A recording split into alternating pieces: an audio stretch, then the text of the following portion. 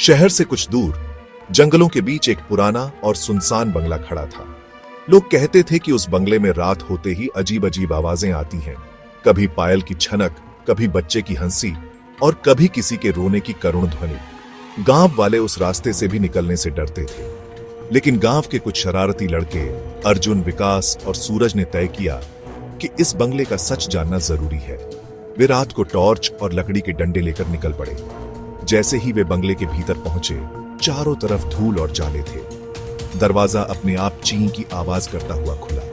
अचानक उन्हें एक पेंटिंग दिखी जिसमें एक औरत की तस्वीर थी, लेकिन जैसे ही उन्होंने ध्यान से देखा, तस्वीर में औरत की आंखें धीरे धीरे झपक गईं। सभी डरकर पीछे हटे। उसी वक्त ऊपर से किसी के दौड़ने की तेज आवाज आई। अगर डर गए तो कभी सच पता नहीं चलेगा, चलो ऊपर चलते हैं। ऊपर जाते ही उन्हें एक कमरा मिला जहां फर्श टूटा हुआ था। उस कमरे के कोने में एक पुराना संदूक रखा था। जैसे ही सूरज ने उसे खोला, उसमें से एक पुरानी डायरी मिली। डायरी में लिखा था, जो कोई भी इस बंगले में आएगा उसे आधी रात को मेरी अधूरी कहानी पूरी करनी होगी, वरना वह कभी वापस नहीं जा पाएगा। इतना पढ़ते ही कमरे की खिड़की अपने आप खुल गई और अंदर ठंडी हवा का तूफान घुस आया। पन्ने खुद ब खुद पलटने लगे और अचानक डायरी का आखिरी पन्ना खाली दिखा।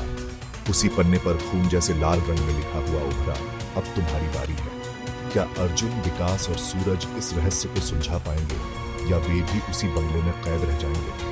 अगले भाग में सच्चाई और भी चौंकाने वाली होगी।